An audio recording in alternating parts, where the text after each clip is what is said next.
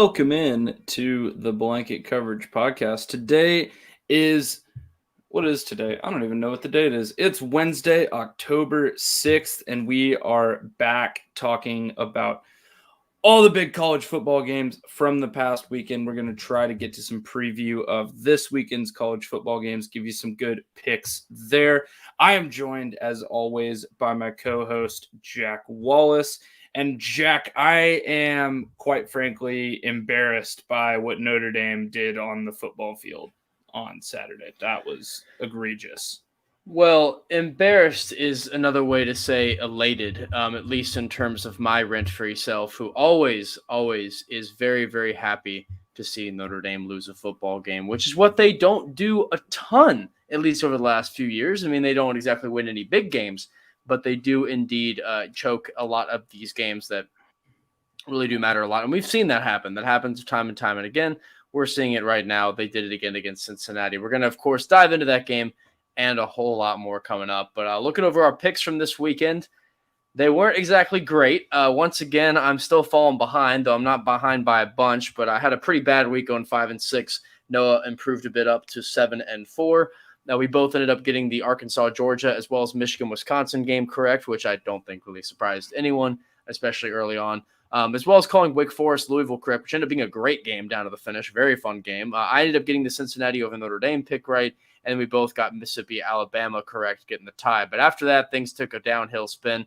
Oregon-Stanford, we'll get to that game. We both got wrong. We both also got wrong TCU, UT, and Syracuse-Florida State. We'll get to all those and more. And then Noah bested me on the last three here with Oklahoma State, Baylor, which again, screw you, Baylor. Sorry that I picked you. Tennessee, Missouri, which is my most egregious pick of the week, which frankly I should have done an ounce of research in.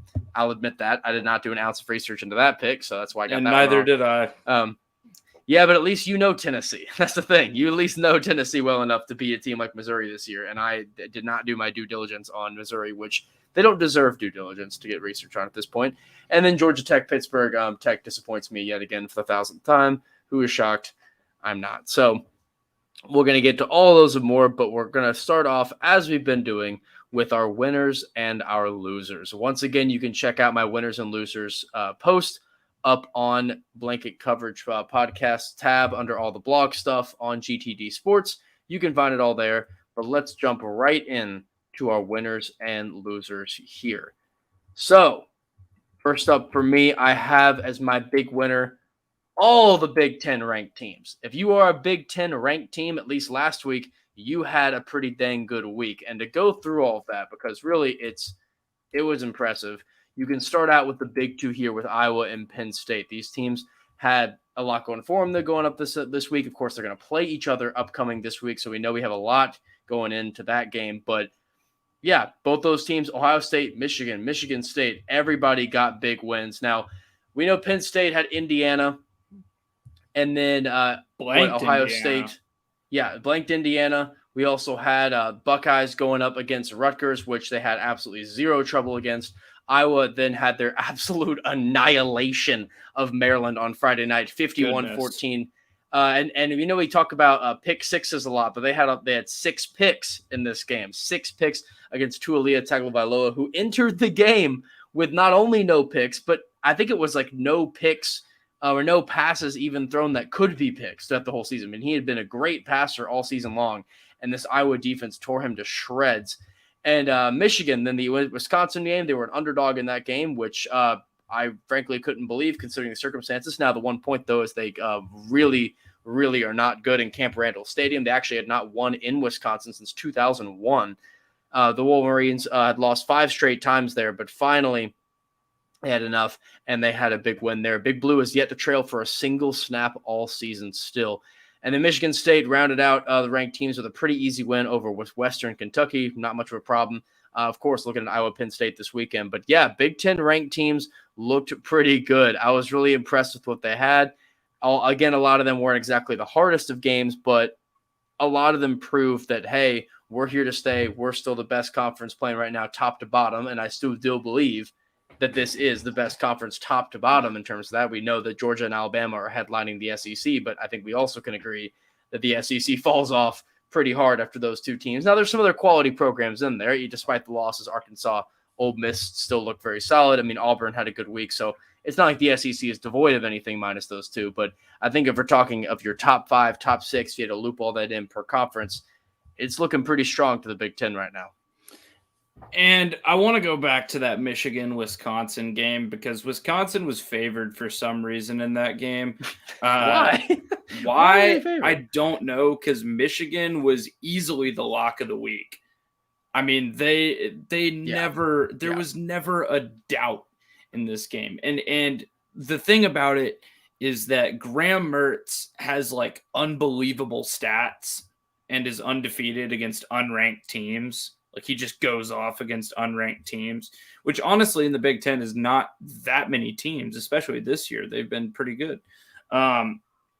He's been awful against ranked teams. Hasn't won a single game against ranked teams. Has been terrible in all of those games. And eventually in this game got benched for a kid named Chase Wolf, who sounds like that just sounds like the name of like a bad white rapper or something. or like an Instagram influencer or something that with like tattoos and like wears like flat bills and stuff. That's what Chase Wolf sounds like. This was a terrible game for Graham Mertz. 8 for 15, only 115 yards. Okay, but what isn't a terrible game for Graham Mertz in recent time? I mean, I know I talked about this last week last week about Graham Mertz and how much he's sort of fallen off what we thought. And look what he did this week. Nothing better. You want to wonder why he is the first 5-star quarterback in forever to go to Wisconsin, because they don't know how to develop quarterbacks.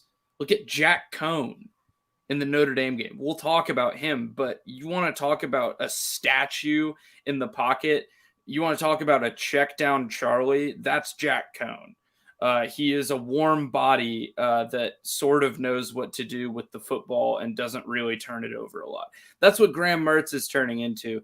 And they're really going to have to rejuvenate the offense here somehow at Wisconsin beyond just running the ball into the dirt every play, because that didn't work for them in this game either. They tried to run the ball 32 times for only 43 yards. That's barely over a yard per carry. And Wisconsin just looked lost this entire game. Michigan was able to pull away with actually a surprisingly good passing game. We have not seen Michigan have to pass whatsoever this year, but Wisconsin did a decent job with their stingent run defense of really shutting down this Michigan rushing attack. They did have 112 yards on the ground, but only 44 carries to get that 112 yards. Meanwhile, Cade McNamara, 17 of 28 through the air for 197 yards. Pretty good passer rating there. I like what Michigan's doing. I'm not going to say that they're going to win the Big 12. I think Penn State has a far better chance of doing that. I think Penn State will be able to shut them down when the two teams inevitably end up playing. But I do really like this Michigan team. And, I mean, if Ohio State can't figure it out at quarterback, there could be – I'm not saying it yet. I'm not saying there will be. There could be a very interesting game in the last week of the season. I believe that's in the Big House this year. Am I wrong? Which game? Michigan, Ohio State. Let me check right now. Michigan, Ohio State is indeed at the Big House. Yeah, right now that'd be number 7 versus number 9 if they play today. That game will be at noon on November 27th. At the Big House with the shakiest Ohio State team that we've seen in a long time. I hate that's a noon game, especially for both teams actually being like. I kind of like ranked. it. I mean, look, I hate noon games. I was a participant in a noon game this week, and I wanted to go to sleep by halftime. That might have been the product of the football more so than the 11 a.m. game. But nonetheless, I hate being a part of 11 a.m. games, 11 a.m. kickoffs, for Central Time. But selfishly, when I'm not taking part in the game day festivities, I love just being able to get up and watch football immediately. And that is a good point, which is something we'll talk about a little bit with our NFL preview for coming up this week. We'll do that episode at some point later today, tomorrow. Oh, we'll get boy. that out. Get ready, London. Yeah. Get ready, London. Why would we do that to poor London? What do they do? You get the Jets and the Falcons. Congratulations. We'll Here's get some to that American later, football for you. Just one quick question. What's the Premier League equivalent of, like, if London was to send, or if England was to send Premier League teams to the U.S., what's the Premier League equivalent of the Falcons versus the Jets? Like Newcastle versus like Crystal Palace. Yeah. I mean, I love it. A game that no one is excited to see, but you also sit there and say, hey, it's Premier League soccer, football, right? You'll say it, but fans in England and fans in America will say, well, at least it's still football, even though it's arguable whether it really is or not, depending how bad they're playing. So we'll find out. But no, go on now to your number one, at least, well, first up, in terms of your winners. Yeah, well, we checked a big talking point off there with Michigan, Wisconsin.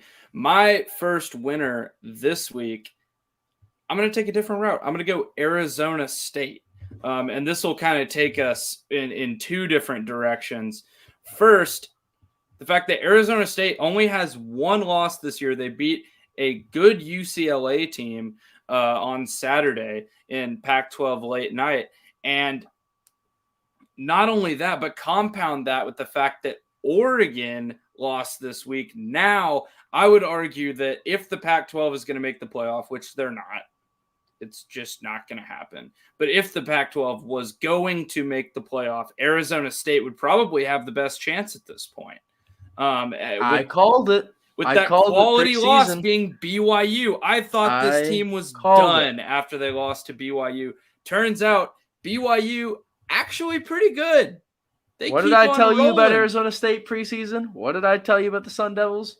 I said, look for them to be a surprisingly dark horse, really solid Pac-12 team. They're going to come out and cause some damage. And so far, yes, they had the BYU loss. And as you said, that's turning into a quality loss. And even then, they're a top 10 team. BYU looks great. Everyone wrote them off after the BYU loss. Nobody thought this BYU team was going to do anything. They are really the dark horse of this college football season, in my opinion.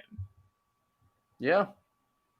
And if you look who they have left to play, at least in terms of Arizona State, I mean, the last 2 weeks you got past Colorado, who's middling, and then, beat down on UCLA and on the road, too.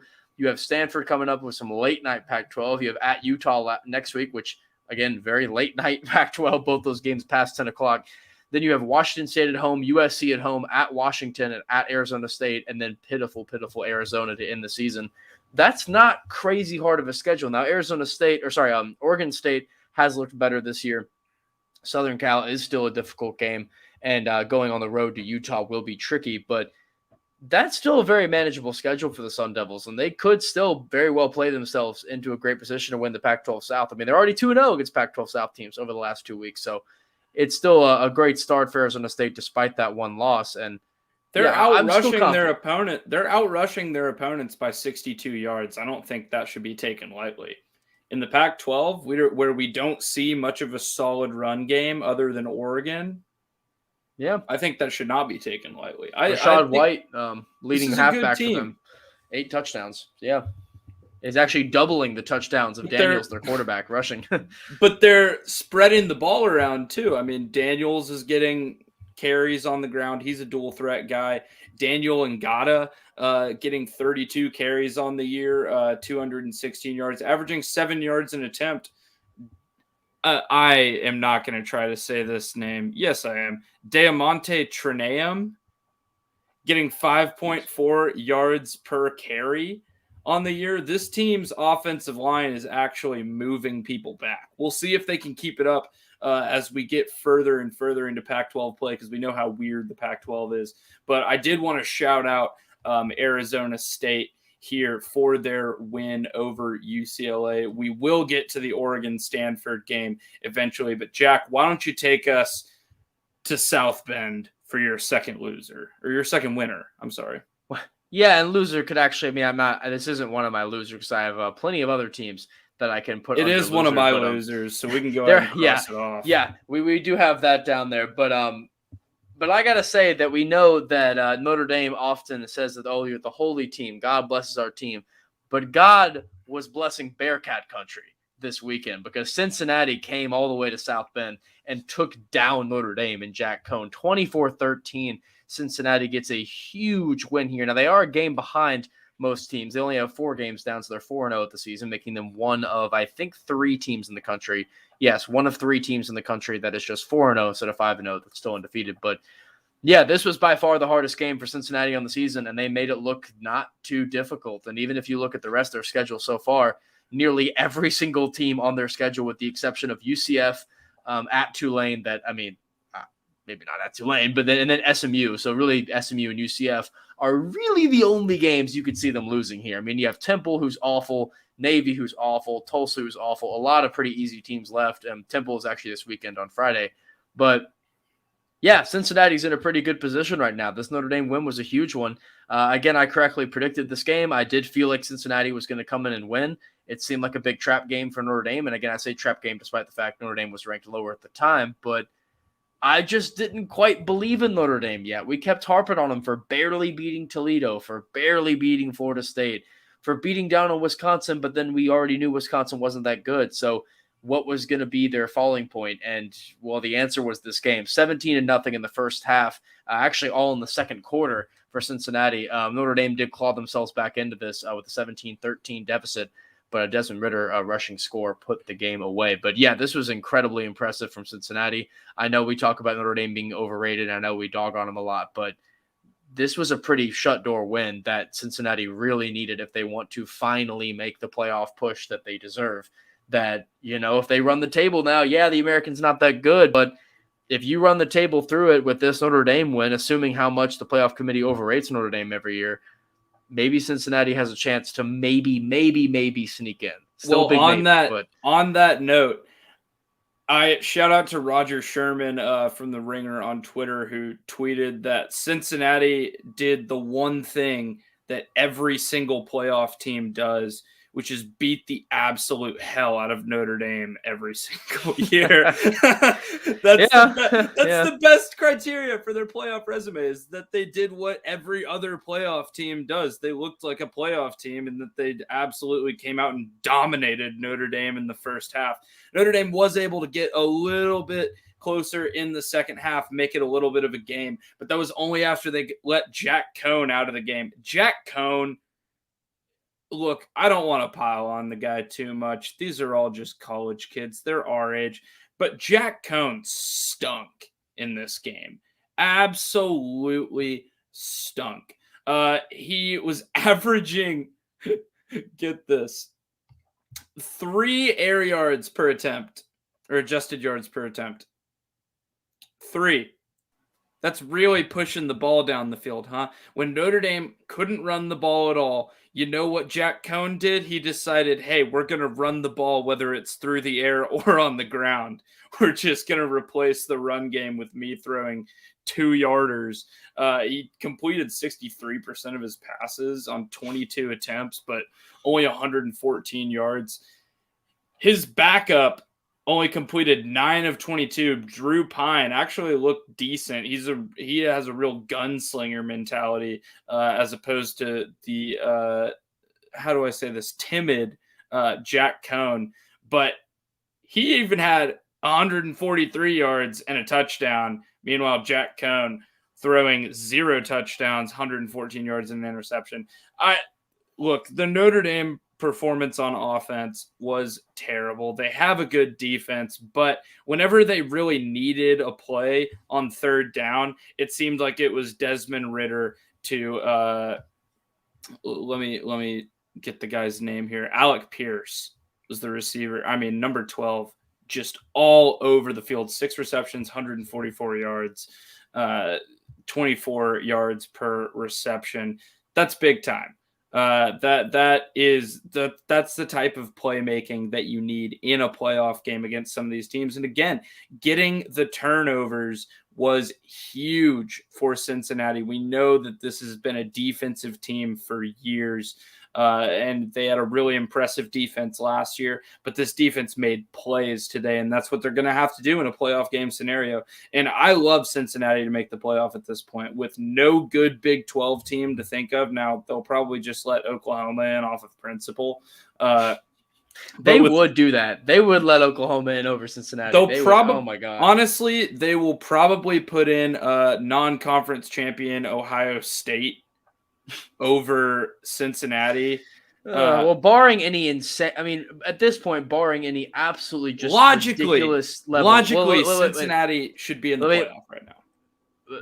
Barring anything absolutely ridiculous, it seems at this point, I have a little list this later, that it seems like Georgia and Alabama are basically already locked in. Besides some otherworldly, insane level upset, and even then, even with an upset, both these teams probably have to lose 2 games each to have that happen, which is not going to happen. So at this rate, it's pretty much impossible that they're not going to do that.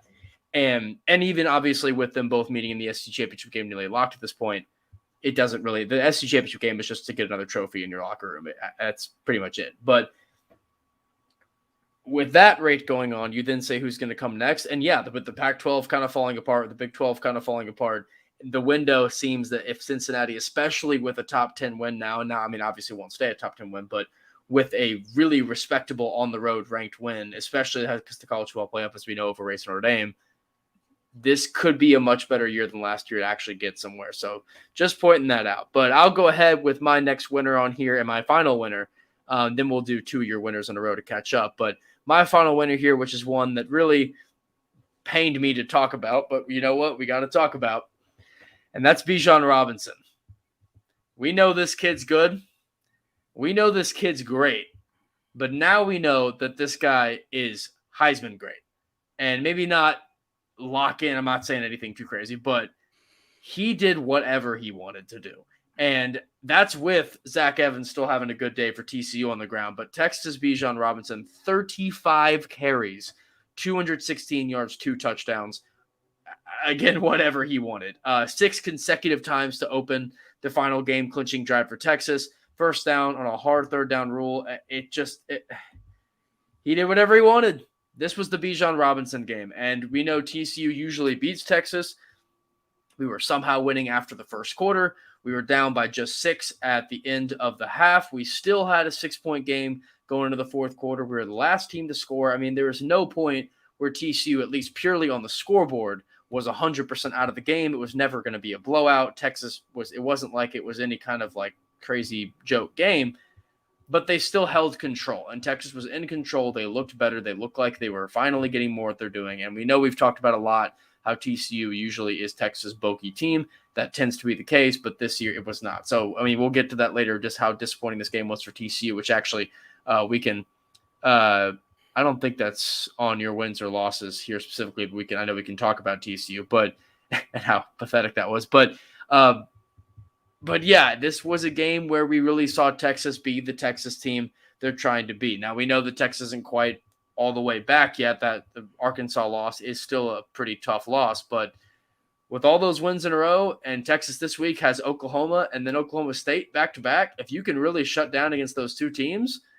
I don't know. Texas could have a pretty good run this year. And I know it's a lot to ask to end up getting 2 big wins there, but they really need those 2 to be able to get themselves marching right back to the Big 12 championship game. And if they are, it's on the shoulders of Robinson. Well, here's the thing. I mentioned I was in the building for this game. Really not impressed with Texas's quarterbacking. I didn't see anything necessarily out of Casey Thompson that screams, this is a Big 12 championship team. And that's why I'll be picking OU against them this weekend. Not that I really like Spencer Rattler, but at least I've seen flashes from Spencer Rattler, and we know the arm talent is there. Meanwhile, I don't want to spend too long on TCU because we care about TCU. Not necessarily all of our listeners care about TCU as much as we do. But Zach Evans averaged more yards per carry than Bijan Robinson in this game, yet only got 15 carries. I hope you bring up the Patterson quote. And I was going to go there. Gary said after the game that he was tired. I don't know what the validity of that is, but there is something going on in the locker room. And you can tell. You could tell when we played SMU. There is something going on in that locker room. The dynamic is not right. Gary is getting mad at SMU for things that our players did. There is an accountability problem, and I think it starts with Gary Patterson. I think it started last year and the fan base was doing this too, granted, because Gary is a god in Fort Worth. But it started last year when he blamed Sonny Cumbie straight up after a loss. It starts with him blaming. It is Sonny Cumbie, though, to be fair. But it starts with him blaming the players for him saying the N-word. I can't defend that. It's the entire lack of accountability throughout the program. And I really think that this Zach Evans debacle is part of that. I don't think Zach Evans is tired. I don't think he's too tired to carry the ball more than 15 times. You want me to bring up the quote? Yes. The exact quote that he said? Yeah, I do. Here's the exact quote that he said. I would never do 35 carries a game like they did with that guy at Texas if you want to make it through 4 years. He's not staying 4 years. He will be gone. Game. What are you talking about? He's going to get that many carries in the NFL. Maybe not 35, but he's going to look at Derrick Henry's work. Look at these running backs' work. And here's the thing. We've seen Gary blaming the NIL stuff and the transfer portal stuff. We've seen him going on and on and on and on and on about how it's going to be so tough to keep players at TCU. You have to keep everybody happy. You know, it's a great way to piss your 5-star running back off. Give the quarterback more carries. Give Max Duggan 16 carries for only 33 yards on the game. And this is not even counting the fact that the defense looks entirely uninterested in tackling. This offense has an inability to push the ball down the field because Duggan refuses to get better. And it's just an overall disaster. And I meant to say it last week. I think it's a good time to mention it this week. Gary Patterson should look. TCU's never going to fire Gary Patterson, but if there was any great opportunity to mutually part ways with Gary Patterson, I think this is it. It's time. This is bad. He has outlived his expiration date in Fort Worth, and it is time. But let's move on to some more positive notes. If he loses the Baylor game too, I don't think I'll have any patience. I'm getting myself riled up, and you can't fire the guy. There's a statue of him outside of the stadium, which was they built like years ago. 10 years too early. It's not a new statue. It's time for a mutual parting of ways. Keep in mind, Jeff Fisher is in the Tennessee Titans Hall of Fame, despite going like 8-8 every single year. And we still mutually parted ways with him. So, and we all love Jeff Fisher. Thanks for teeing that up. The boys from Oklahoma are my next winner. If you haven't heard the song Boys from Oklahoma by Cross Canadian Ragweed, pretty phenomenal song. I won't play it here. But the boys from Oklahoma got the job done this weekend, first with Oklahoma State and second with OU. Looking a little shaky in the first half, but eventually able to pull away from K-State, who's looked to be in every game, but not necessarily super competitive down the stretch of all of their games. And then we'll move on from there because I know you want to talk about this. The big winners of the week. And there's multiple. The Dogs. And that's not just the Dogs of UGA, Georgia, who absolutely annihilated Arkansas. I mean, if you thought Arkansas was going to be in this game, you were sadly mistaken, because this game was over in the first quarter and Arkansas had no answer for Georgia's run defense, which Georgia, I believe, statistically is the best defense in college. I mean, definitely in college football this year, but the best defense in all of college football since 2011 Alabama, which we know how many guys they put in the NFL. You're forgetting one real key point to your winner when you say Dogs. which also ties into who loses even harder from all of this on two different ends. I'm not forgetting a point. The Mississippi State Dogs going Hail out State. and beating the Aggies of A&M. Which, due to Arkansas's loss, proves what? That A&M sucks this year. And A&M, they're paying Jimbo average. Fisher a metric shit ton of money to suck. That was the key point that I wanted to have here, and I'm glad that you had that, because that was the biggest thing. Is once Arkansas lost that badly, I said, okay, we know Georgia's good. We know they know what they're doing. How good is Arkansas now? And you think, who did they beat that was considered a big deal? Texas and Texas A&M. And we know UT is not bad by any means, but they're sort of been good. And then A&M was their big win that has now turned out to mean nothing. And if you actually check the standings right now, just because I wanted to be mean, but take a wild guess where they stand in the SEC West right now. They'd be last because they don't have an SEC win on their resume. The answer is last. Yeah, they are last. That sounds about right. After that, hey, look, in my defense, I gave up A&M winning the West after that 10-7 clunker in Mile High Stadium to Colorado, and Colorado has been awful this year. I did want to like. The SEC has the worst team in the SEC is still 2-3 through 5 games. Yeah, I mean, I would. That's bad. Not true. That's not at all. Well, yeah, it is. I guess Vandy is 2-3. Vanderbilt's 2-3. Missouri's 2-3. Every other team, those are the only two with 2 losses. 2 wins. Everyone else has 3 wins or more. Yep. Gotcha. So another couple of points off of this. I want to mention another dog, the Huskies of Washington, whooping up on the Cal Bears, who look really, really sad. They're so God. They're not good at football. They're not. That was so bad.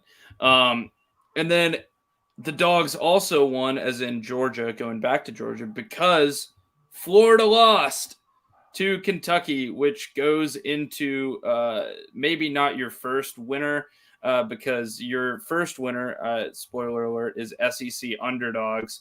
And in this case, the SEC underdog got a huge win at home against Florida. Kentucky, undefeated. What say you, Mr. College Football Expert? Kentucky's a weird team, because I think we knew that Florida was not going to be all that coming into this season. No, Emory Jones is nowhere near Kyle Trask. Not even close. And we were aware of that. But the thing is that Kentucky's having one of those survivor seasons, because you beat ULM by $1 billion, which you should. But you beat Missouri in a really close, somewhat high-scoring game. You barely beat Chattanooga. You barely beat South Carolina on the road, and then you barely beat Florida at home. Now, again, this is how Kentucky wins ball games. When is the last time that Kentucky actually blew somebody out? And that's the key to this, though, is that Kentucky is a survivor team, but they're doing it well. And at the end of the day, they're getting the wins they need to get. And this weekend, they have LSU, night game. And you can bet your bottom dollar I'm watching the absolute hell out of that game, because that's going to be a ton of fun to watch. Again, in Kentucky, you can expect – I'd be shocked if it's not a sellout. We know LSU's not ranked. They're not particularly great this season, but this is a great chance for Kentucky to get another huge win. You have at Georgia that's going to be hard, but at least they could maybe put up a challenge against Georgia. I don't know. Maybe. Who knows if anyone will this year, but at least they have a chance. Then Mississippi State should be not crazy hard. Tennessee shouldn't be too difficult at Vanderbilt, and then New Mexico State will be jokes. And then at Louisville to end the year. And again, Louisville's not a total pushover team, but I think Kentucky's much better. This is a Kentucky team that I think could very easily get 10 wins. I think that's very possible to get 10 wins. Maybe 9 is a little more realistic, but I say the floor of this team at this rate is 8-4. And again, that's 8-4 still means you're going 3-4 to finish the season, losing record. And I still don't really think that's going to happen. I think Kentucky is a legitimate team. I'd be pretty surprised if they ended the season unranked. I think they will finish ranked, but again, we know that the SEC East is not very good overall. We know that it's Georgia way up top, and then Kentucky being pretty solid, Florida being a little less but still pretty solid, and then kind of everybody else. So Florida's still going to be a top 10 team at the end of the year just because the committee loves to rank Florida. They're like, oh, they lost to Georgia, Alabama. Oh, and we'll throw out the Kentucky game. That's fine. Well, and that's the thing with at least Florida too, is that they have the easiest schedule in the country remaining, which I know that includes Georgia, but it's still ranked as the easiest schedule remaining. They get to play Vanderbilt because they play no one, and LSU, and South Carolina, and Samford, and don't forget about Florida State. As much as we desperately try to forget about Florida State, they still are on that list too. So what an Florida absolute gauntlet.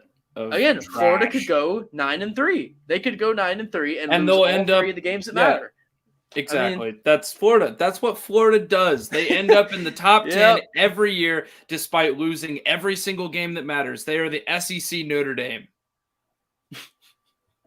I mean, at least this season looks like that's right. But I only stretch to that as I do think that Kentucky was a game you should win. Is Florida the new Auburn? I feel like you actually have to win a big game to be because Auburn's chaos. Auburn is the chaos king. They don't ever win what anything I'm saying big is except for a couple Auburn times, is not the chaos king. Auburn's not chaotic anymore. I don't know about that. Florida's not chaotic. Bo Nix has had some of the most chaotic plays I've ever seen this year. But is Florida chaotic this year?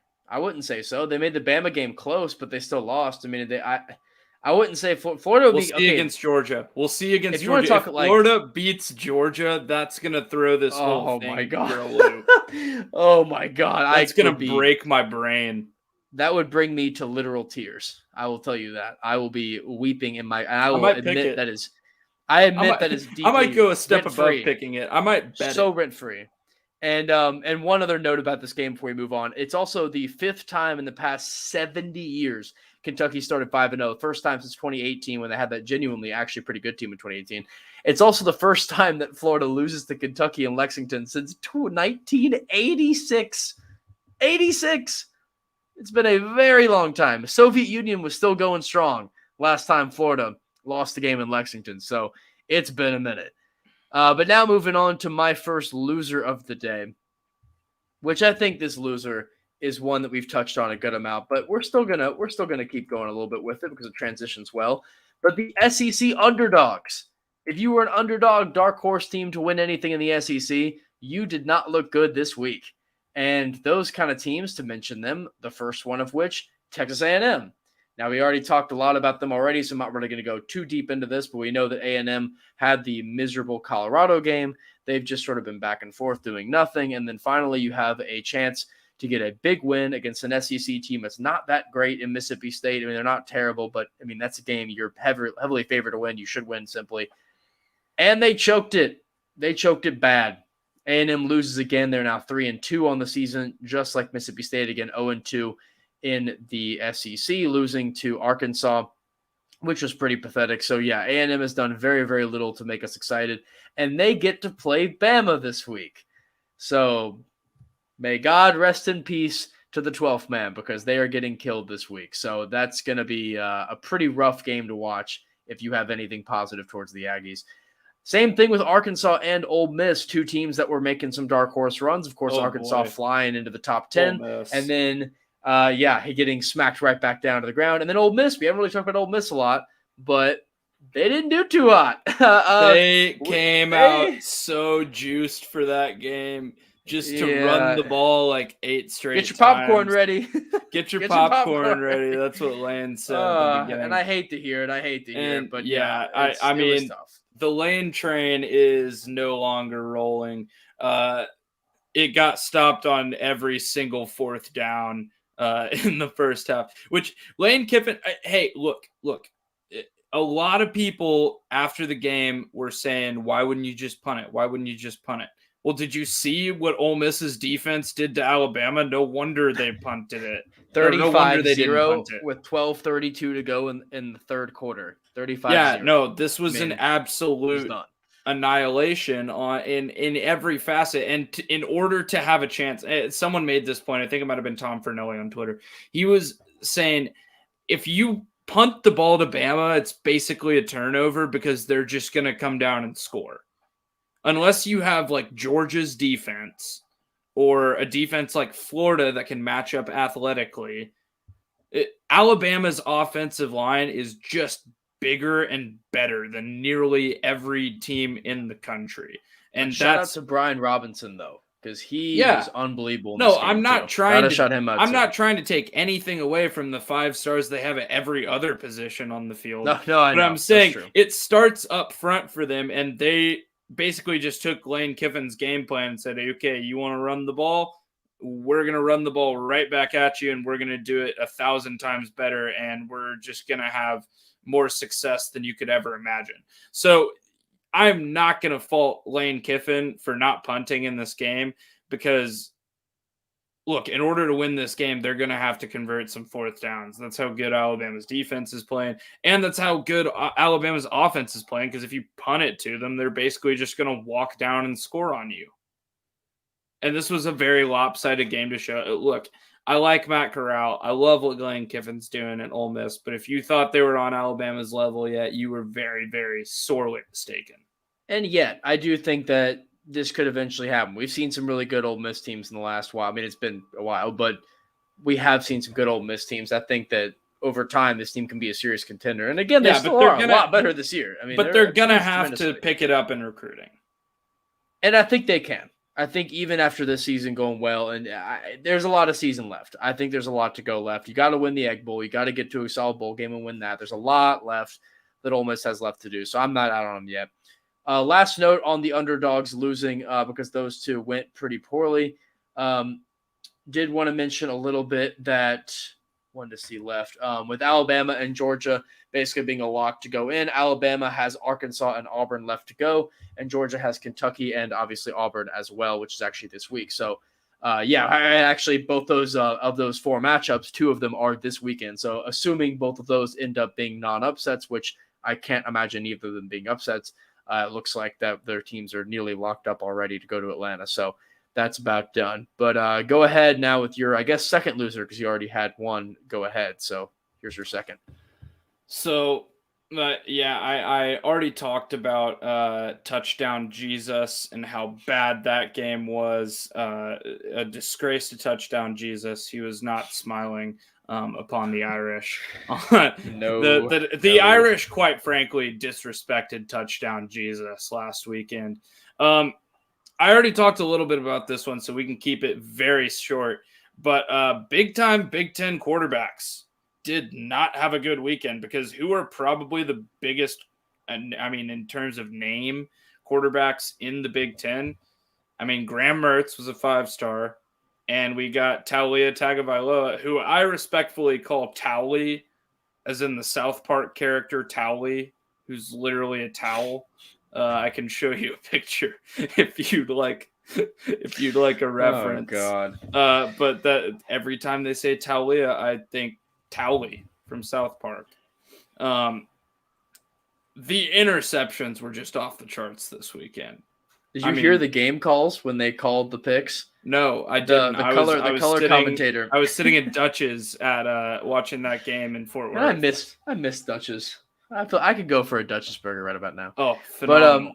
But not to do our promotion, because they have absolutely no deal with us whatsoever. But I do love me a Dutch's burger. But I'll promote them for free. I mean, I don't mind the cookies too. I miss it. I really do. But anyway, cold beer and listening to the color commentator talk about Tualia was the funniest thing, because the pass was still in the air on several times, and you could hear him in the background say, "Oh, that's terrible." I mean, on the air, when the ball was still flying, it hadn't even been picked off. He's been watching too much of Tua's NFL film and not enough of his college film. No, and go seriously, listen to the highlights again, or I guess lowlights from Maryland. I mean, you can see the passes, and if you pause the frame right before it comes up, the ball, it's 1 on 4. You know what the line was? And 3 of the 4 are in front of the wide receivers. What are you doing? You know what the spread was on this game? Something bad. Iowa by 5.5. Yep. Who would not take that? Who would not take that? That's an easy bet. People who haven't watched Maryland or Iowa, which is pretty much everyone, Now, again, I made the point before, it wasn't like Tualia was slinging interceptions before this game. He actually was pretty good at ball protection before this game, but they also hadn't played Iowa's defense. Game. They hadn't played Iowa's defense look, yet. Which here's the thing. I'm staying away from betting on or against Iowa because no one's actually watched Iowa play football. Because all of their games have been so dominant that everyone just turns it off. And this game was unfun 20 minutes in. Yeah, they play boring, unfun, awful football, and they win doing it somehow. They're like baby. The Indianapolis Colts. The Indianapolis Colts are the most unfun team in the NFL. They suck to watch. Well, you have to watch Carson Wentz for 2 out 3 hours. I don't want to watch Carson Wentz limp around for 2 hours and somehow like get sacked 4 times. It's brutal. It's brutal. So let me move on to my second loser here. And this one I thought you would enjoy because I know you've talked about this ad nauseum over actually the past couple of years. Because remember, this is our third college football season together. At least we started back in October. And I'm glad you put it in there because I was going to. Yes, and I actually need to look it up when our official 3-year anniversary of the 2-year anniversary of the podcast is because I know it's coming up. I know we started in October of 2019. It may have already passed. I mean, I don't know. We're early in October still. But it's the inevitable random Oregon loss because every year, somehow, some way, and I joked about this last week. I even made a joke. I think I did on the solo podcast I did for college football. I think I may have. But I made a joke about how Oregon always blows some dumb game. And I should have picked Stanford in this game because it's usually Stanford. In fact, I went back and looked at the stats. And it was Stanford in 2009, USC in 2011, Stanford again in 2012, Stanford again in 2013, or Arizona too. That was all pre-college football era. But since then, Arizona beat them in 2014, 2015, 16, 17, 18. They weren't good. Yeah, Arizona keeps doing it. But 2015 to 18 was that Oregon sucks era when they were like 5-7 every other year. Yeah. And then 2019, they went to 12-2. They lost to unranked Arizona State, which killed their late season run. And then last year, they had a great 3-0 start and then lost a bunch in a row. And then Washington got COVID and they went to the Pac-12 championship game by default and then beat USC because God hates USC. So, and then it was don't just forget insane. They got destroyed by Iowa State. Yeah, and then it was a joke. So it's Oregon will win so many games. They will win a lot of games. They're going to have a 70-80% winning percentage. If you want Oregon to beat some nobody team, you want Oregon to beat a ranked team, a lot of the times they'll do it. But there's always some dumb team in the Pac-12 that's going to beat them for no reason. Like when it was Oregon, Ohio State. Like I had more confidence in Oregon beating Ohio State than sweeping their Pac-12 schedule this year, honestly, which is sad. I shouldn't say that. I shouldn't have to say that.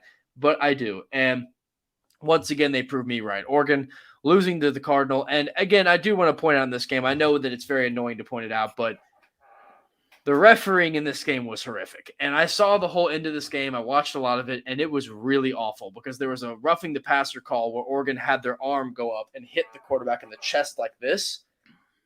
But then the defender fell down. The quarterback stepped back 2 feet, didn't fall down, didn't even get close to falling down. Roughing the passer, never touched his head. And then on the last play of the game, it was 4th and goal at the goal line. Ball gets thrown up on a fade in the right corner of the end zone. And it's called defensive holding. And then they get a free down. And then I know then again, you have to then stop that down, which then they converted for another fade on the left side for a touchdown. But it was just one of those games. And it was also 2nd and 19. 2nd down and 19. At their own 4-yard line with 1:33 to go, and Stanford found a way to score. So I'll give Stanford that too. I know there were some bad calls they were bad calls. They were really bad. And watch them again. They were bad. But I will give Stanford credit. They still had a 96-yard drive, despite being 2nd and 19 with 1:33 to go. So Stanford, the football gods wanted Stanford to win this game, and the farm was absolutely rocking. Yep. Well, I what this game taught me is that I no longer want anything to do with the Pac-12 for the rest of time. I don't want them to make the football playoff. I don't want to see these teams. Oh, don't worry. Don't worry about them not making it. I only want the Pac-12 at 9:30 in like a meaningless game versus Fresno State. That's the only time I ever want to see the Pac-12 again. They are fun at that time, though. Late night Pac-12 is never a bad game. Exactly. We need to relegate the Pac-12 to only playing late night. Because I want nothing to do with them while SEC football is going on.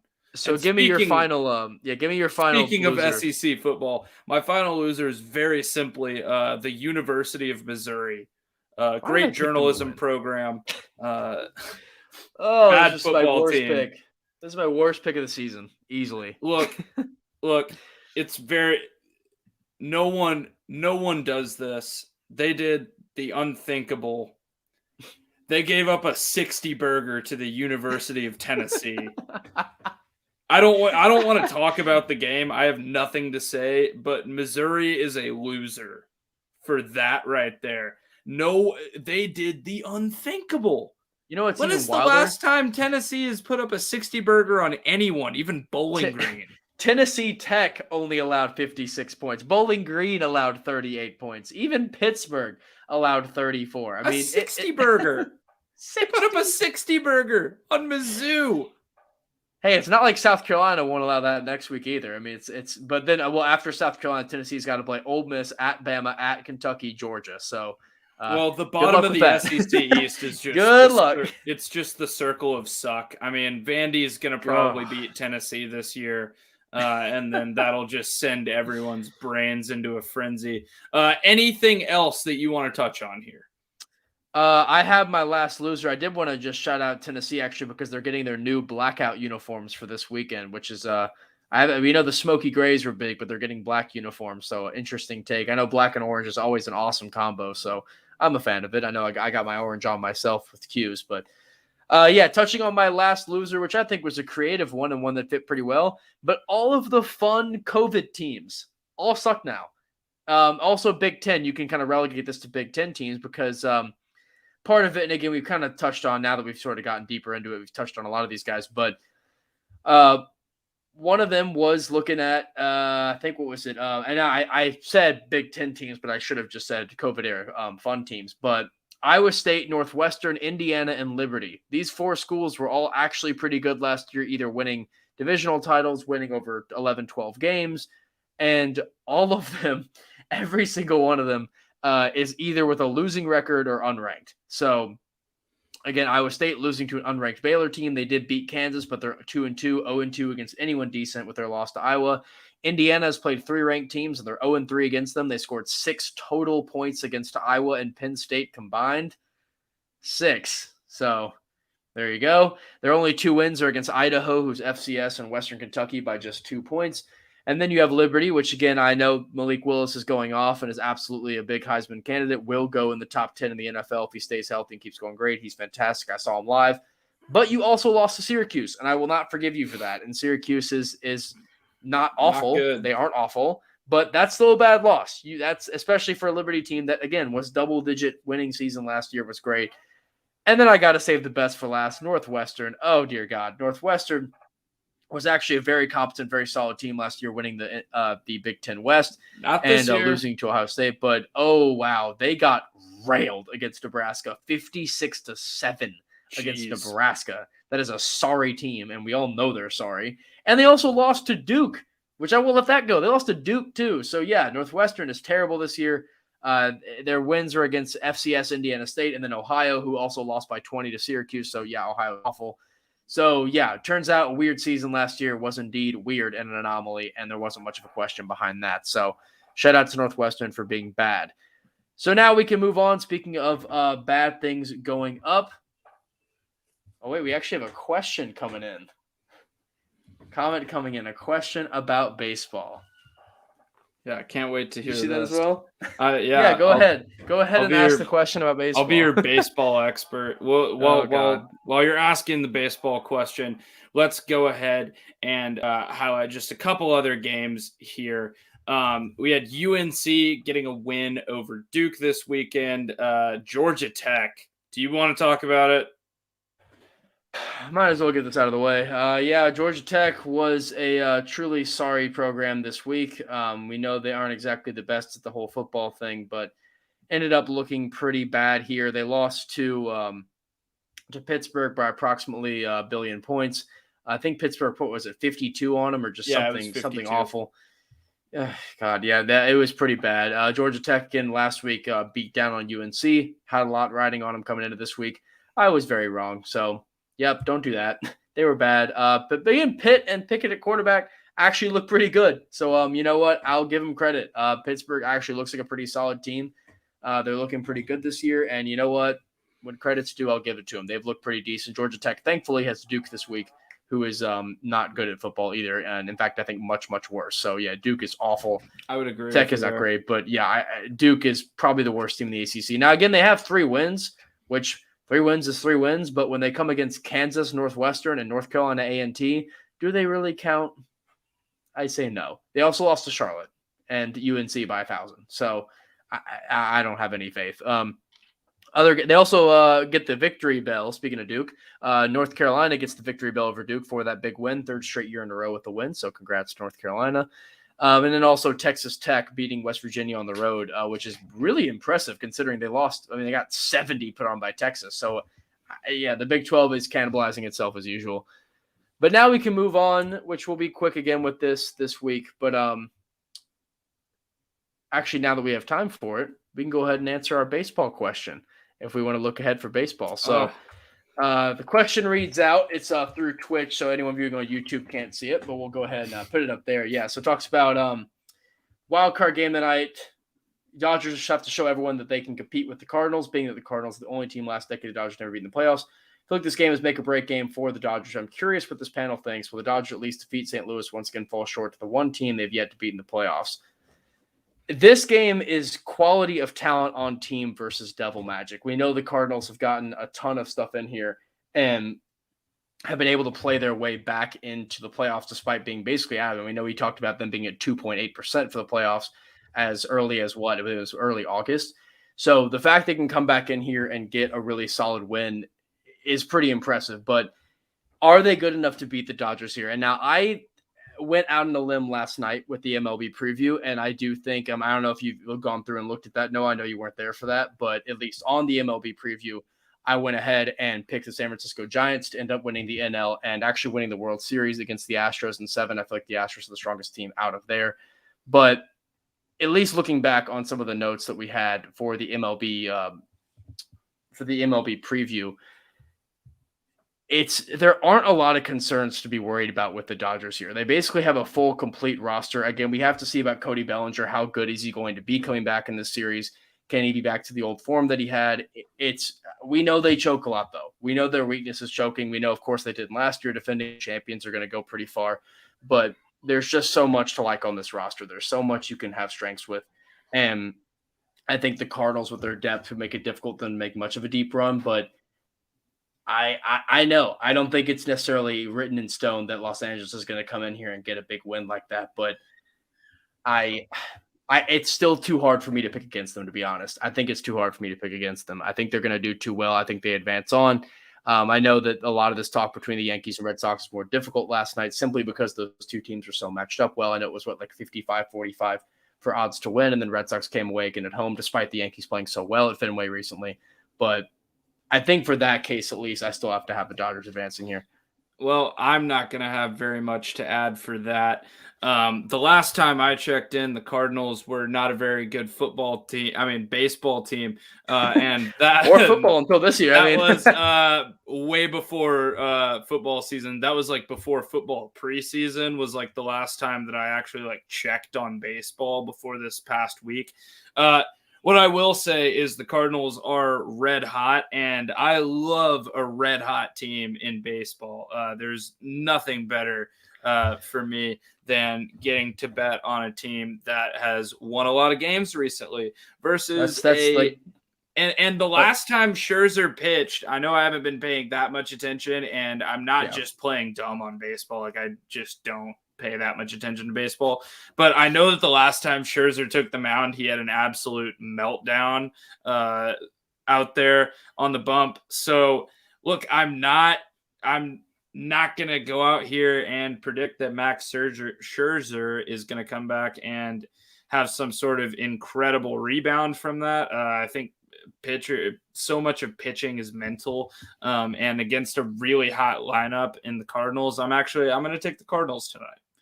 And I might watch the game. There's no other sports on. I might actually watch the game. Thank you, Dark Sage 9117 for that question. Yeah, we love getting some. We love getting some questions. That's the first fan question we've ever gotten to take, so we hope to get more in the future. I do want to point out just before we move into our quick picks that Vanderbilt is 2-3. Switching back to college football, Vanderbilt is 2-3 after beating UConn in literally the Dollar Bowl. It cost $2 to go to this game. No, including $1. the dollar fee. Yeah, right. Yeah, including the $1. So it cost $1 to go see an SEC football game against UConn, and so sad for UConn. They couldn't get the win here. Yeah, this is all our Agony Olympics for one. They looked a lot better. They looked a lot better this week. The quarterback change there really helping them out, but they just couldn't get past the SEC Titan that is the Vanderbilt Commodore. So if you have to give out your awards. To me, I give my bronze medal of the Agony Olympics. I give out bronze to Syracuse for losing to winless Florida State. I give out my silver medal. Silver medal here is to Northwestern for getting blown out by a sorry Nebraska school. And my gold medal is to anyone who paid any amount of money to go watch UConn Vanderbilt, because the gold medal winners of Agony Olympics is definitely them. Yeah, no, I'm with that. If I had to give a bronze medal, definitely Georgia Tech. For just that's fair. Getting destroyed by Pittsburgh. I think my silver medal is going to go to TCU, and that's a little bit of a carryover from last week. But you could probably see the rage just like visibly boil up once I started reading the Zach Evans stuff, because that makes me angry. When Zach Evans was actually ranked ahead of Bijan Robinson in high school, and Bijan Robinson got 20 more carries than him in a game where Zach Evans was averaging 7.5 yards a carry. But that's not the point anymore. What I will give the gold medal to Northwestern, because no one, and I mean no one in the country, should lose 56-7 to Nebraska. This is Nebraska we're talking about. Nebraska. Not like 90s Nebraska. Like we're talking about like Nebraska. Like having a quarterback with the last name Martinez for the last 15 years, Nebraska. It's truly awful to see that. It's agonizing to take ding, the words ding, right ding. out of your mouth. Do want to go quickly through the undefeateds here. I know Jack wanted to get that in. So at 5-0, we've got Alabama, Georgia, Iowa, Penn State, which that's going to be a big matchup coming next week. Battle of the undefeateds, 3 versus 4, and somehow still not college game day, but I'll digress on that. Oklahoma, Michigan, BYU, Michigan State, Okie State, Coastal Carolina, Kentucky, Wake Forest, SMU, UTSA in San Antonio. I called that too. I was saying they could have one of their best seasons in history. And I know they're not like a big time name or anything, it's UTSA, but I was saying out of the Conference USA, they're actually a pretty solid team and they should make a pretty fun bowl game. Yeah, absolutely. And then 4-0, we've got Cincinnati, San Diego State, and the University of Wyoming. And they aren't good, but they are undefeated. They are undefeated, and that's what matters. No one really cares about playoff odds at this point, but we've got Georgia, Alabama, and then Oklahoma, Michigan, Cincinnati, and then everyone else. It's kind of obvious. I think those Big 12 odds are a little bit skewed, to be honest, because I think Iowa and Penn State are both better teams than Michigan. But I will digress once again. In the AP Top 25, not much shakeup. We did have Michigan State and Oklahoma State both moving up 6 and 7 respectively to 11 and 12 respectively. Arkansas and Notre Dame slipping a lot, as well as Ole Miss. Wake Forest up to number 19 and then jumping in the rankings. Oh, and we missed Florida going down 10 spots to number 20. Jumping in the rankings this week, we had Texas, Arizona State, NC State, SMU, and San Diego State. NC State actually they didn't move anything as Kentucky went from not ranked to 16th. I see that. Yeah, that they're piled in with all of those teams that just made the rankings this week. So Texas A&M, Baylor, Fresno State, UCLA, and Clemson are all out of the rankings. Yes, Clemson is done. And again, the reason why I didn't have Clemson on here is simply because Clemson did actually win. They just fell out of the rankings, which they deserve to. They barely beat Boston College, who's not terrible, but you barely beat Boston College. Yeah. So it's still pretty bad. But they received votes. They did receive votes. Good job. Golf club. But now we move on to our picks coming this week. We know we haven't talked about picks on this all season, actually. But now we move on to getting these picks in at the end just because we'd rather talk about them a little bit than simply just put them on Twitter. We thought it'd be a lot more fun to talk about them because I miss talking about the picks.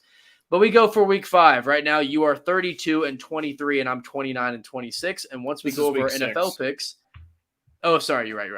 But going over our picks, you see 32-23, 29-26. And as you can see with those picks, it's very clear that they're not particularly crazy good records because it's really hard to pick college football. Our NFL records are a lot better.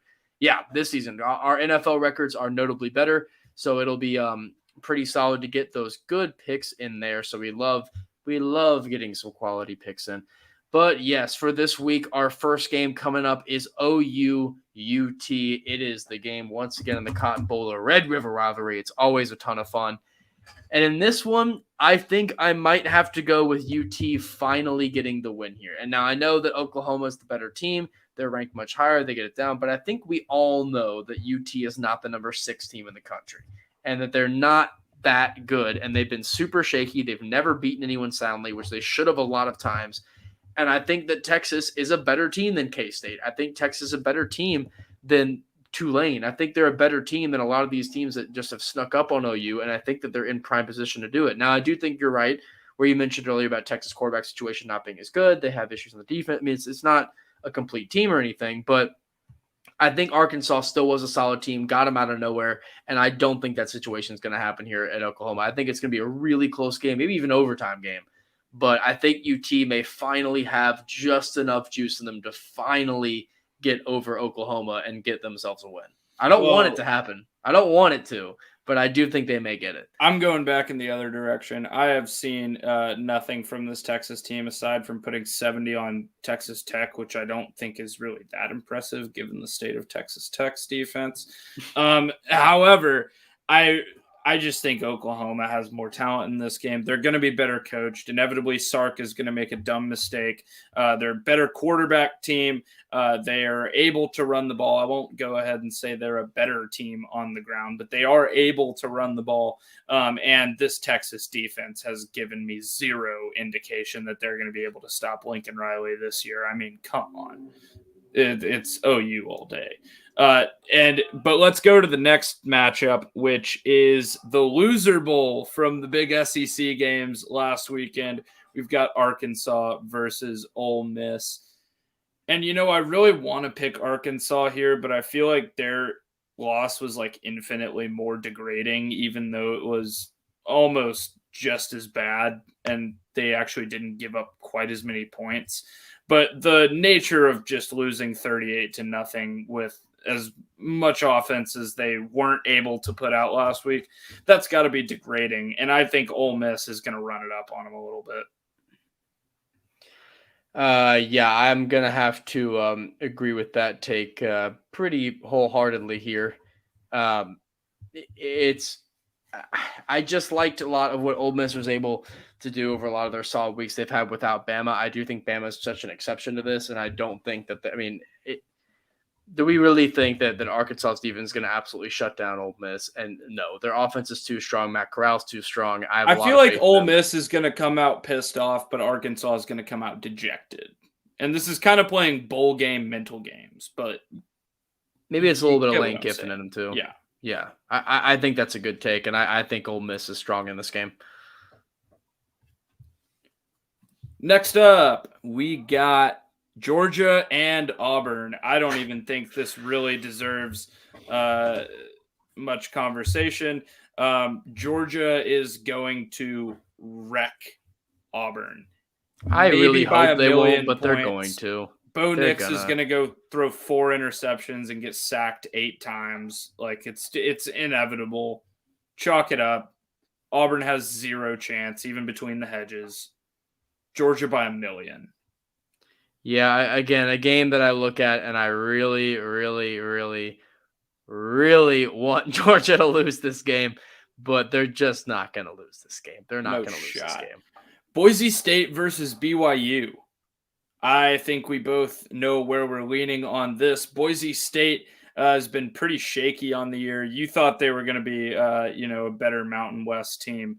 In the first year with their new head coach, They have looked pretty bad, including a loss, I believe, at home, or was that on the road to Nevada? I can't remember where that game was played, but they did lose to Nevada. Which I thought that Nevada was going to be another very good Mountain West team, so I wasn't particularly shocked by that loss. Right. Either. They also lost to Oklahoma State, who I know we talked about earlier, but only by 1 too. But yes, they're playing BYU this weekend in Provo. I think this is a BYU lock. I think it is too. I think BYU's had a lot to love about this game. I just wanted to put this one on here too because I thought it'd be a fun game. Love to get a little bit of West Coast action. That's not necessarily West Coast, but Western action. Between 2 teams that are doing pretty well. Shout out to BYU as well for getting one of the rare college football trophies, the Beehive Boot. That's the winner between Utah State, and BYU. For the champion of Utah gets a giant boot called the Beehive Boot. So congrats to BYU for getting that last week. So fun for them. But yeah, I think Boise State should be a solid team here. Would love to go to this game. I feel like this would be a ton of fun to go to. Yeah, well, we're running out of time here, so we won't discuss this game too in depth. But the headliner of this week, as we said earlier, is Penn State versus Iowa. And I'm going with Penn State just based. I love their defense. I don't think Iowa's going to be able to put up any points. And I think this is going to be a very low-scoring ball game that Penn State's going to be happy to put the ball in Sean Clifford's hands with a chance to win the ball game, and I think they do it because I think Sean Clifford is the better of the 2 quarterbacks, and everything else on these 2 teams pretty even. Again, I could not be more impressed with Penn State's defense, the way that they've played in their big games, shutting down Bo Nix and Graham Mertz, making them look like the quarterbacks that we know both of them kind of are. I think they're going to do the same thing with Spencer Petras and this Iowa team. To be fair, Iowa's done the same thing to Penix with Indiana and Purdy with Iowa State. And I know we also talked about them a lot with the Graham Mertz thing of how legit. Look, Sean Clifford's overrated, but he's not Graham Mertz overrated. No, that's true. And again, we're still waiting to see Iowa, Wisconsin anyway. But for me, I'm going with Iowa in this game, mostly because I really like the home team here. I think being in Kinnick Stadium is huge. I think this game would be totally different if it was in Happy Valley. Iowa State is given the edge a little bit. They are the favorites in this game, barely. I mean, I'm talking 1.5 points. You can't get it closer. But, well, I guess you can. But it's about as close as you can get. Total yards in this game, Penn State does have a better offense, but Iowa does have a slightly better defense. They also have a much better rushing defense, Iowa, and Penn State does rely a little bit more on the run than Iowa does. Not by a lot, but they do rely a little more on that. So I would like to see Iowa basically shutting down any of the rush here. But I don't know. I just think a little bit of that home match, it could be big for it. It's a 4 o'clock game that'll go into the night. I feel like this is going to be an unreal game. I'm super excited for it. Really disappointed that the Syracuse-Wake Forest game that we'll talk about in a minute that I have to work is at the same time. So I'm actually probably going to miss most of this whole game, which is quite unfortunate. You're probably not going to miss much offense, I'll tell you that much. This is going to be a defensive shootout. Yeah, the over-under on this game, the line is at 41, so and that's still not very high. So I would think to be under that. But after that is the Notre Dame Virginia Tech in Lane Stadium in Blacksburg, Virginia. And in this one, I was still kind of back and forth about this, which I know may be sinful, but Notre Dame is favored by 1 on the road. The matchup predictor has us about the same. But at the end of the day, Notre Dame looked really, really out of whack yesterday or this weekend. And while I do think Cincinnati is much better than Virginia Tech is a team that's got something to prove, has had some good wins in their last few games.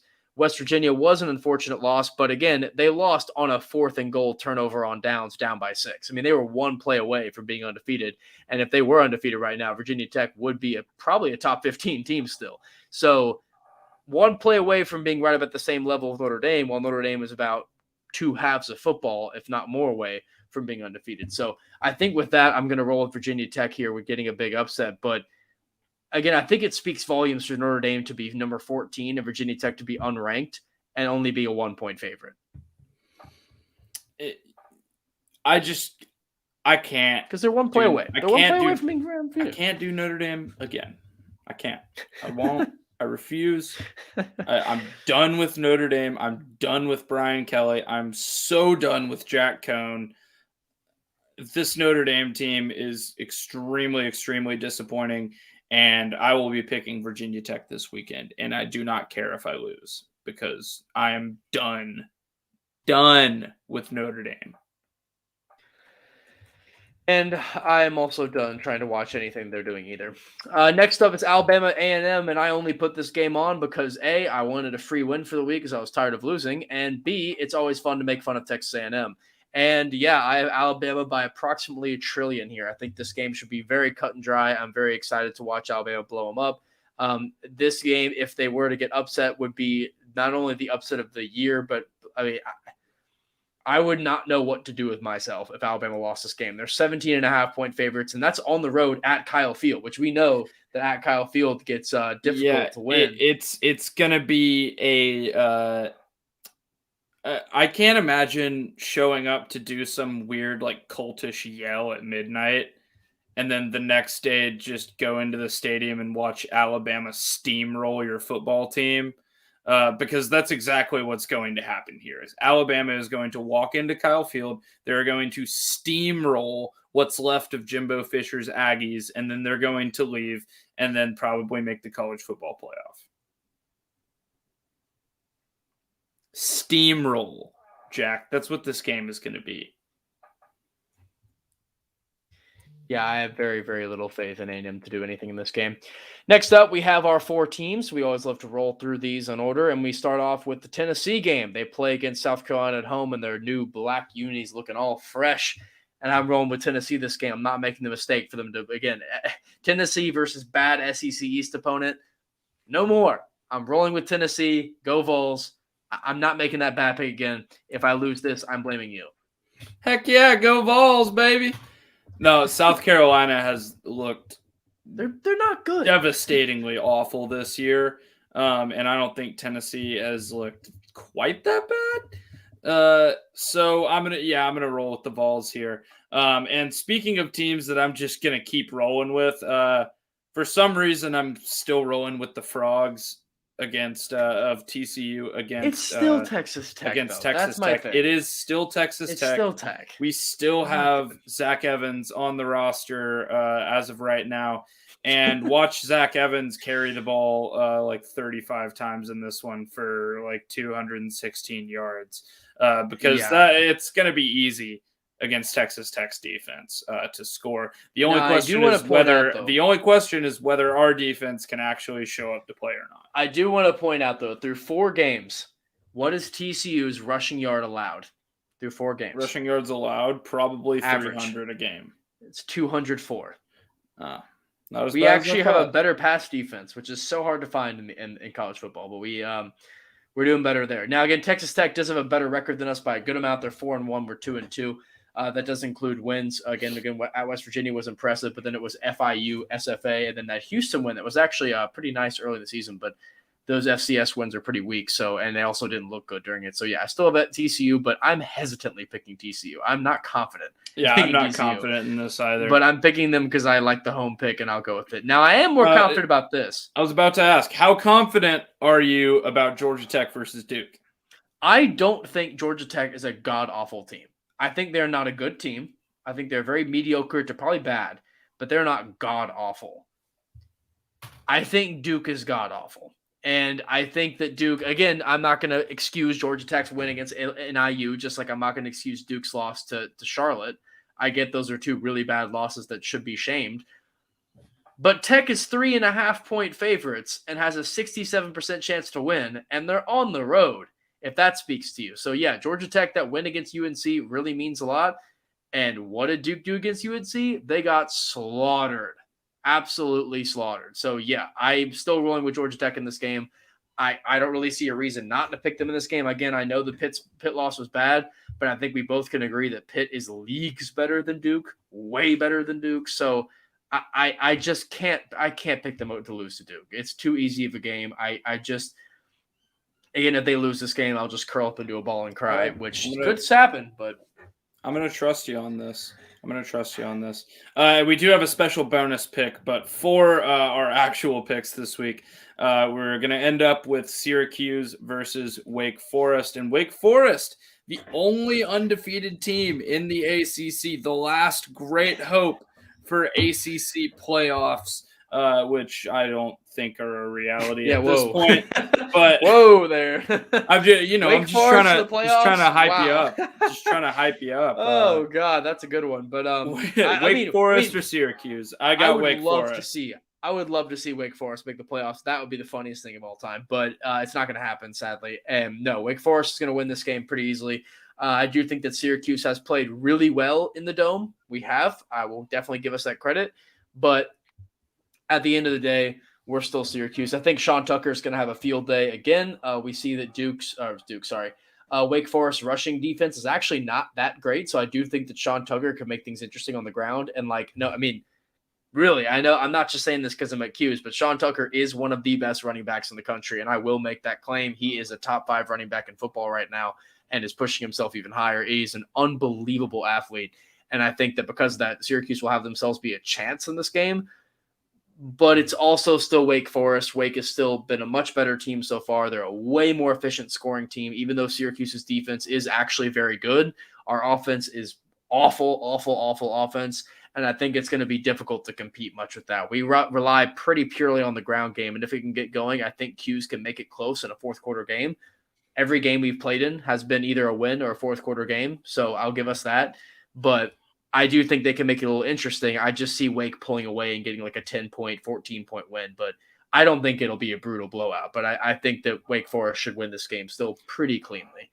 All right, and in the worst game of the college football season, if you thought UConn versus Vandy was a bad matchup, let's give it up for UMass versus UConn. This shouldn't be allowed. This should be a crime. This game should be against FCC regulations. They should not broadcast this anywhere for fear of like children watching it. This is not safe for work. I'm going to pick UConn, but this game should be a tie. They should allow ties in college football only for this game so that we can watch 4 hours of awful football and have it end in a tie. I am not using this game as an official pick for us in our 11 we do because I don't count this game as an official game that exists because we're going to pretend it doesn't exist. So we're like, if you don't play real football, you don't get a real pick. That's my UMass is actually Bishop Sycamore.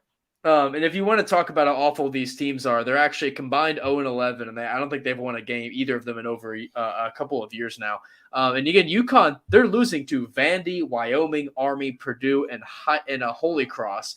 And UMass has lost to Toledo, Coastal Carolina actually counts, and then Eastern Michigan, Boston College, Pitt. So, it's really depressing. UConn against Toledo, Coastal Carolina, and Pitt combined scored 17, and UConn is actually putting up points, though. I mean, I give them credit. They're not like they lost to Wyoming by 2. They lost to Vanderbilt by a field goal. Like they really aren't getting blown out. They're just awful, and they don't care. These teams don't care about football. They actively don't care. So, except for the head coach of UMass, who did say that he was sadder when football was canceled than when his father died. So he did say that.